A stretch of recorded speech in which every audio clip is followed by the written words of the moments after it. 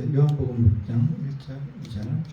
그 후에 예수께서 디베랴의 갈릴리 바다 건너편으로 가시매 큰 무리가 많이 이는 병자들에게 끊어지는 표적을 보았음이니라.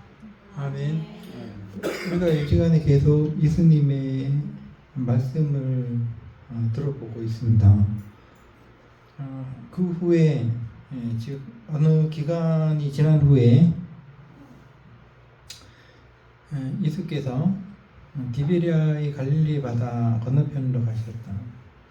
디베랴는 그 티베리우스 로마 황제의 이름이고 그 지명을 그렇게 흔히 그 헬라 사람들은 티베리우스라고 알고 있는 그 지역이 유대인들에게는 갈릴리라고 불리는 지역이었습니다. 갈릴리 바다라기보다는 민물입니다. 큰 호수인데요. 이 사람들은 그 물이 조금만 이렇게 많아도 바다라고 얘기하는 겁니다. 그래서 실제 우리는 바다가 아닙니다. 이건요 호수입니다. 큰 호수 건너편으로 가셨다. 큰 무리가 따랐다 하는 것은 인기가 많아졌다는 의미가 있습니다. 이 이유는 예수님께서 병자들을 낫게 하시는 그런 것을 눈으로 직접 목격을 했기 때문에 그렇습니다. 그래서 우리나라도 그 병자들을 낫게 하는 뭐 기적을 일으킨다 그러면 사람들이 많아지게 되어 있습니다. 크게 뭐 갑자기 크게 되는 교회를 보면은 병자들을 낫게 했다 이 교회가 그런 사람들이 굉장히 많아지는 거죠. 사람들이 눈으로 보는 것만큼 확실한 게 없습니다. 보았다라고 얘기되어 있는데 그들이 눈으로 이런 그 기적을 확인했기 때문에 사람들이 많이 예수님을 따랐다. 단지 저 사람이 이상한 일을 하기 때문에 보통 사람이 하지 못하는 일을 하기 때문에 신기하고 혹시라도 뭔가를 얻을 수 있지 않을까 그런 어떤 막연한 기대감이 있었을 것입니다. 아니나 다를까 예수님께서 이제 산에 오르셨는데 산에 오르신 이유는 높이 올라가 계시면은 많은 사람들이 예수님이 어떤 말씀을 하셔도 듣기가 쉽습니다. 강단이 있는 것처럼 산에 오르셔서 제자들과 함께 앉으셨는데 마침 그때가 유대인의 명절인 유월절이 가까운 때였다. 그 시기를 얘기하는 거죠. 5절 예수께서 눈을 들어 예수님도 눈으로 쳐다보신 것입니다. 큰 무리가 자기에게로 오는 것을 보시고 그 무리를 보시고 예수님께서 어떤 생각을 하셨을까요? 기뻐하셨을까요? 큰 무리가 예수님께 막 몰려오는 겁니다. 그럼 드디어 내가 스타가 됐구나, 인기를 얻게 됐구나, 좋다, 이렇게 흥분하셨을까요? 예수님께서는 이 큰 무리가 믿을 만한 사람들이 아니라는 것을 이미 알고 계셨을 것이 분명합니다. 사실은 크게 큰 무리로 인기를 얻은 사람도 나중에는 그 무리 때문에 속썩는 경우가 많습니다. 그 무리가 나중에 무리가 자기들이 따라온 그분을 어떤 분을 망가뜨릴 수도 있는 겁니다. 자기들 마음대로 좌지우지하고 이래 주십시오 저래 주십시오 자기들 원대로 해 주십시오 이렇게 할 수가 있는 겁니다. 그러니까 이거는 예수님께로 많은 무리가 몰렸다는 것은 예수님께서 복잡한 생각을 하게 되시는 겁니다. 이때부터 이 사람들이 도대체 나에게 뭘 바라고 오는 걸까? 왜 이렇게 많이 몰려오는 걸까? 실제로 뒤에 보면은요 이 무리들이 싹 빠져나간다. 그러니까 이 사람들이 기대하는 것을 가지러 왔다가 그게 없는 것을 보고 그냥 빠져나가는 거예요. 예수님께서 이제 떡 먹여주실 때는 굉장히 막 좋아라 했습니다. 그런데 가르침, 그러니까 뭔가 더 귀중한 것을 말씀을 하시고 주시려고 하니까 이 말씀은 어렵다 하고 다시는 예수와 함께 다니지 않더라. 그러니까 싹 빠져나갔다. 그 많은 무리가 66절을 같이 읽어보면은 그때부터 그의 제자 중에서 많은 사람이 떠나가고 다시는 예수와 함께 다니지 아니하였다. 이렇게 기록이 되어 있거든요. 그러니까 지금 예수님께로 몰려 들어온 이 큰 무리는 남자만 5,000명이 된다. 여기 그 숫자가 나옵니다. 남자만 5,000입니다. 그럼 여자와 어린아이들까지 합치면은 15,000 정도를 훨씬 능가할 수가 있습니다. 이 많은 무리들이 예수께로 몰려온 것은 그들이 생전 한 번도 보지 못한 일을 예수님께서 하셨기 때문에 그렇습니다. 38년 된 병자를 낫게 했다. 소경의 눈을 뜨게 했다. 이런 거죠. 그래서 예수님께서 그들을 보긴 보셨습니다. 5절에 보니까 눈을 들어 큰 무리가 자기에게로 오는 것을 보시긴 보셨는데 예수님께서는 아주 굉장히 복잡한 심경으로 이 무리들이 전부 다 예수님의 측근이 되고 예수님의 말씀을 잘 이해하고 예수님과 한패가 될 사람들이라는 것은 예수님께서는 그냥 아예 기대도 하지 않으셨던 것이 분명합니다. 그냥 짐인 거예요. 이런 사람들은요. 몰려와도 짐인 거고. 근데 그것을 보시고 여하튼 간에 자기에게로 몰려오기 때문에 제자 빌립에게 질문을 하셨습니다. 사람이라는 것은 때가 지나면 배가 고프기 마련입니다. 안타깝게도 한 끼 먹고 하루만 지나도 지금 우리는 삼시세끼를 먹지만 옛날 못 사는 사람들이 하루 한 끼 먹지 않습니까? 하루 두 끼는 아침 저녁으로 먹고 그럴 텐데 일단은 이 사람들이 예수님께 몰려왔는데 옛날에 버스가 있으니까 지하철이 있으니까 걸어서 예수님이 계신 곳으로 왔으니 이제 에너지가 다 빠졌을 거고 뭔가 당이 떨어졌을 거고 영양 보충이 필요했을 거다. 그건 분명하죠. 그래서 예수님께서 그 무리를 보시고 1차적으로 딱 느끼신 것이 이 사람들이 지금 배가 고프겠구나. 기력이 약해졌다. 예수님께서 좋은 말씀을 해 주시려고 해도 이게 기력이 떨어져서 배가 고프고 그러면 귀 안 들어오는 거예요. 그래서 일단 먹이고 보는 겁니다. 먹어야죠. 교회도 먹어야 되고, 어디 회의나 어디 어디를 가도 어떤 단체 모임에 가도 일단 먹고 시작합니다. 먹여야죠. 과자라도 음료수라도 먹여야 되고. 그래서 예수님께서는 빌립에게 이 사람들 배고픈데 우리가 떡을 산다면, 이 떡이라고 번역이 되어 있는데 빵을 산다면 이제 이 사람들이 주식이 빵이니까, 그리고 이 사람들 몰려온 사람들은 가난한 사람들이 다 분명합니다. 그래서 제일 싸구려 음식이요, 된장찌개 이런 거, 우리 제일 싸구려 음식 김치찌개 이런 거를 사 먹지 않습니까? 마찬가지로 이제 보리떡을 이야기하는 것일 수가 있습니다. 이 떡을 하여튼 여하튼 간에 흔히 보리로 만들어서 먹는 빵을 사서 먹인다면 어떻게 먹이려고 하는데 어떻게 하겠느냐, 어디서 떡을 사서 이 사람들을 먹이겠느냐 하신 것은 장소라기보다도 돈이 얼마나 들겠느냐 이 말일 수도 있고, 돈이 있으면 떡을 살 수가 있잖아요. 어디든지 시장 가서. 여하튼 간에 어디서 떡을 사야 될까 이렇게 말씀하신 것은 예수님께서 이 사람들을 먹일 걱정을 하신 것이 아니십니다.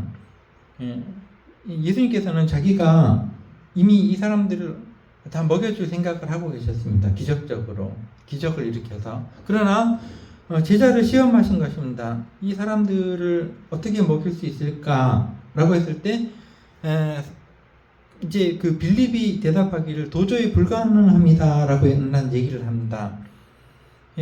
우리가 그 돈 있으면 200데나리온의 돈으로 떡을 사면은 조금씩 띄워주면은 가능하긴 하겠는데요. 200데나리온은 한 데나리온이 하루 일당입니다. 15만 원이다 요새. 그러면은 100데나리온이 얼마입니까? 15만 원 곱하기 100 하면요. 150만 원.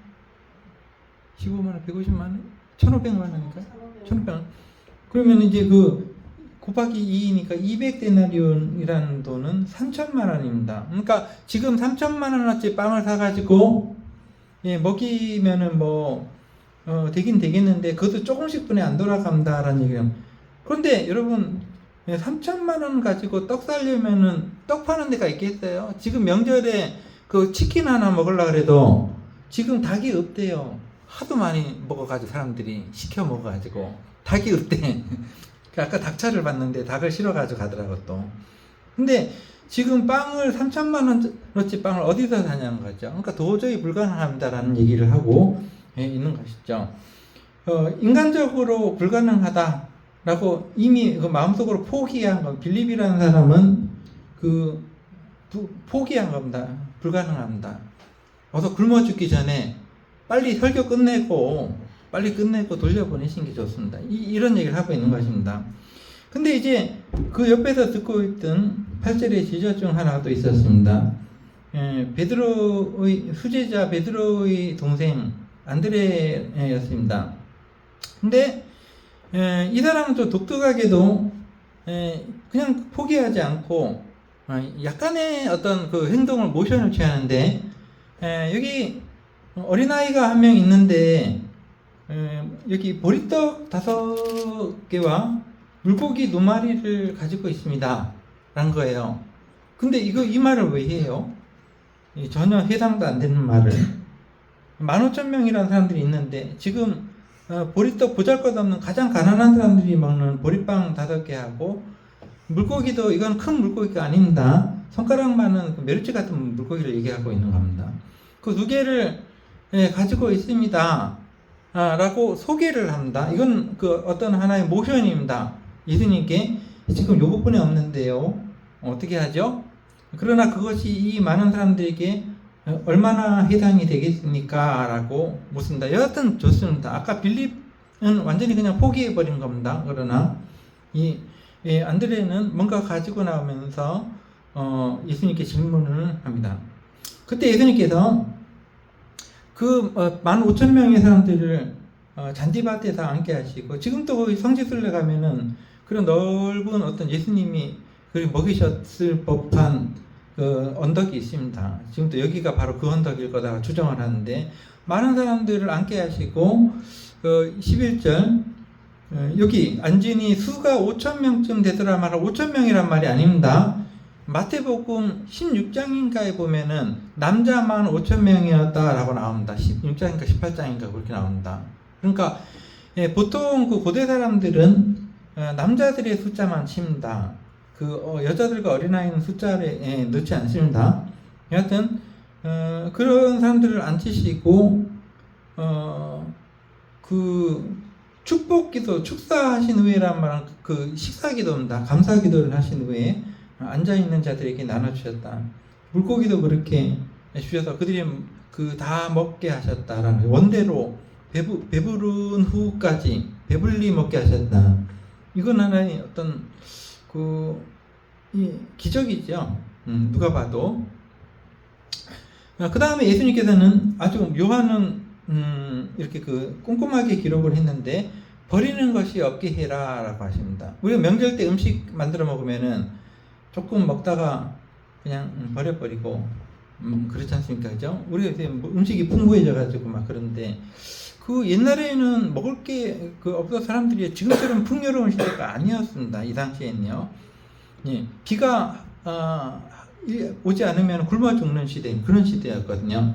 그러니까 음식이 정말 그 음식을 먹을 때는 우리는 그냥 막 먹지만 고마운 줄도 모르고 막 삼키고 막 그렇게 하지만은 사실은 우리가 음식을 먹을 때는 멸치 하나를 먹더라도 나를 위해서 희생한 멸치와 또 어부들과 또 그것을 이동시켜준 사람들과 장사하시는 분들과 이런 사람들을 생각하면서 참 잘 씹어 먹어야 돼요. 이게 음식 먹는 기본 자세여야 하는 것이 맞는데, 그러나 요새 사람들은 개걸스럽습니다. 그래서 먹방이다 하면 그냥 막 양보다 더 많이 막 그냥 먹어버리고 막 그런데 그 자기인데 해가 되게 먹는 거예요. 음식이라는 것은 자고로 술을 먹어도 괜찮아요. 제가 보기에는요. 괜찮지만은 술이 자기인데 해가 되게 먹으면 안 되는 거죠. 이롭게 그렇게 먹어야 되는 게 맞습니다. 그 성경에 술 먹지 말라는 얘기는 그 취하지 말라는 얘기 나오죠. 그러나 술이라는 것은 우리가 자기인데 이가 이렇게 먹으면 이렇게 먹을 수 있어요. 예수님 또 포도주 만들어 주셨거든요, 사람들에게. 예수님께서 술 만들어 주신 거예요. 맛있는 술을, 그것도 아주 잔치집에서.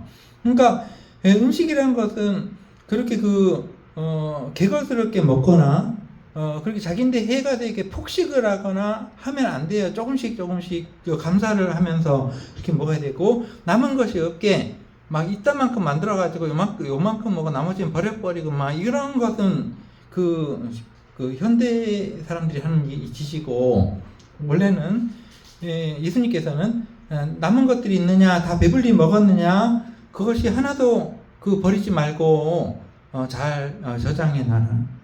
거두고 남은 조각을 거두고 버리는 것이 없게 하라, 이렇게 명령을 하셨습니다. 그래서 거둔 것이 보리떡 5개와 물고기 2마리 했죠. 근데 보리떡 5개 먹고 남은 조각이 물고기는 상하니까 뭐 남겨두지 못했는가 보죠. 상하니까. 근데 보리떡은 빵은 12바구니, 그러니까 완전한 숫자죠. 완전히 많이 남았다는 것이죠. 그 나중에 먹었겠죠.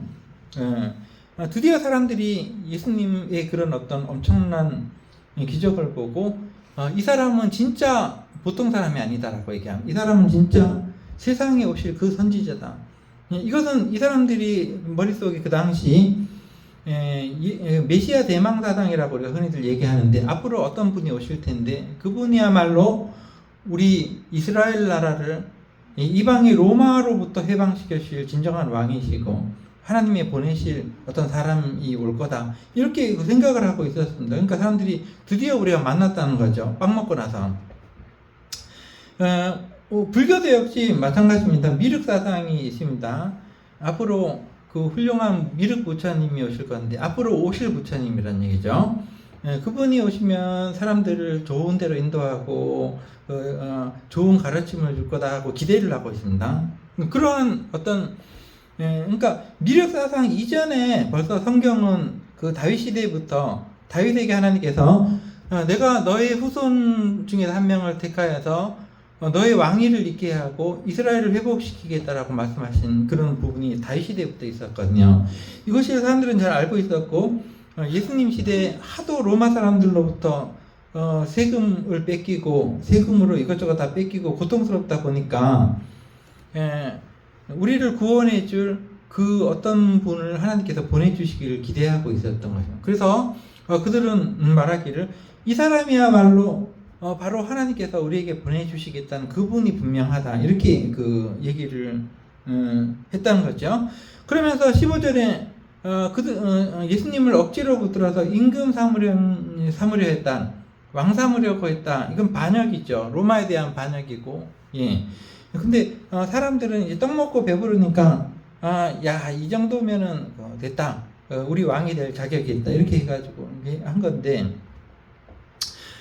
그래서 예수님께서는 이제 그들을 피해 가셨고, 그 뒤에 말씀을 이어서 읽어야 되는데 여기서 끝나면 안 돼요.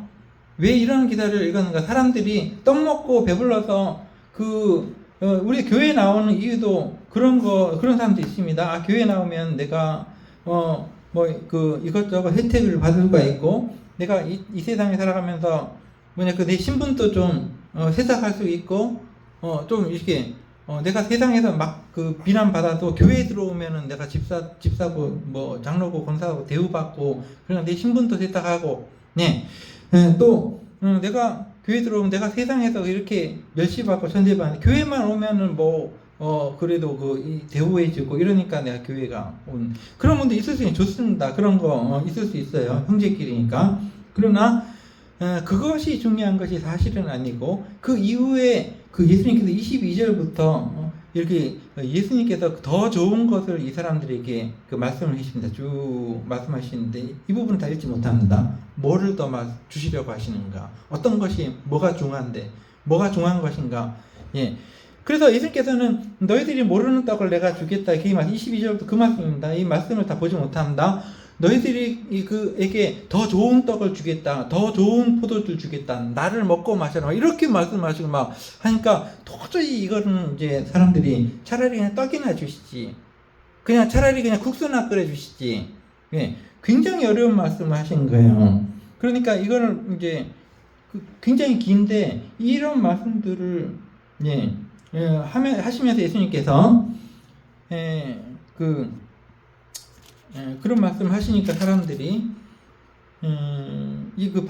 받아들일 수가 없는 거죠. 차라리 떡을 내놓으라는 그런 말씀입니다. 읽어보면은 그렇습니다. 떡을 주십시오.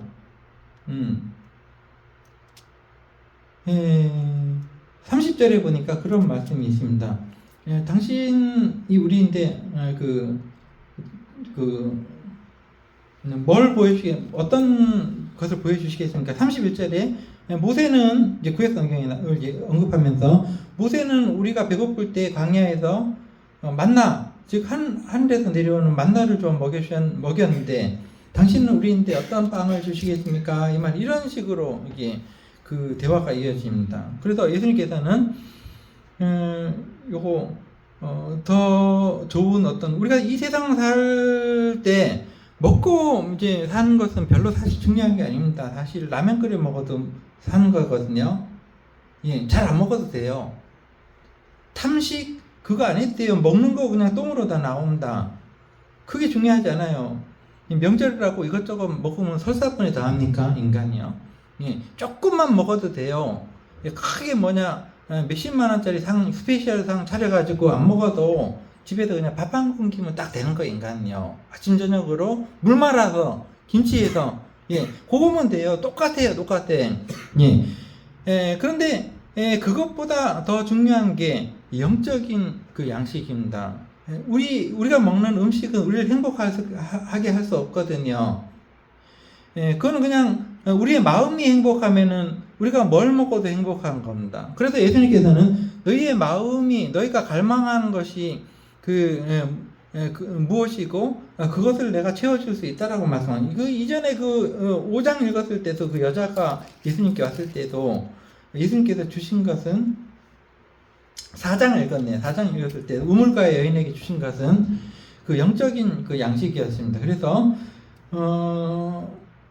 이런 자세한 얘기는 주일날 또 하겠습니다. 어떤 양식인지 여러분 한번 읽어보시기를 바라고 그렇게 하시니까 66절 사람들이 도저히 이제 떡만 찾았지 다른 것은 이제 귀가 이게 막혀 있다라고 생각해야 되나요? 귀가 막혀가지고 입으로 먹을 때는 밥이고 빵이고 좋은데 혀로 들어가니까 맛은 있으니까 근데 귀가 막혀가지고 예수님께서 더 좋은 것을 주고 계신데도 그것을 이제 들어가지가 않는 거예요.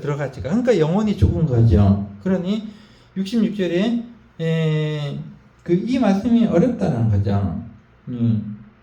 60절에 나오네요. 제자들이 듣고 말하되 이 말씀 듣는 것이 어렵다. 귀에 안 들어온다. 그러면서 이걸 누가 이해할 수 있겠냐. 누가 이걸 듣고 좋아하냐. 그래서 그때부터 66절에 사람들이 다 떠나가고 12제자만 남은 거예요. 그 많은 15,000명의 사람들이 다 없어지고 12명 남았습니다. 망했죠, 교회가. 갑자기 폭망했습니다. 그때 예수께서 너희들도 가려느냐라고 12제자에게 말씀하셨고 베드로는 영생의 말씀이 여기 있는데 우리가 왜 가겠습니까? 그런 어떤 말씀을 하는 것입니다. 말을 했던 것입니다. 이제 그 추석을 다 지나고 우리는 먹고 사는 것보다도 무엇이 내 영혼에게 무엇이 중요한가라는 것을 좀 더 심사숙고하고 생각할 수 있는 여러분과 제가 되기를 기도하겠습니다. 우리가 중요한 것처럼 생각하는 돈이라든가 인간관계 이런 것들이 굉장히 중요한 것 같지만 사실은 하나도 중요한 게 아닙니다. 사람, 친구 다 떠나가도 괜찮아요. 사람 안 죽어요. 그리고 음식 잘 안 먹어도 아침 저녁으로 밥 한 끼 아니면 하루에 한 끼만 먹어도 사람은 사는 겁니다. 그러나 마음이 행복하지 못하면은 사람은 살 수가 없어요. 그러나 예수님께서는 그 영혼이 살 수 있는 중요한 말씀들을 해주셨던 것인데 그걸 들을 기회가 없어서 못 들은 것을 우리가 보면서 우리의 귀를 열어서 하나님의 말씀을 듣게 하여 주십시오라고 기도할 수 있는 여러분과 제가 되기를 기도하겠습니다. 기도하겠습니다.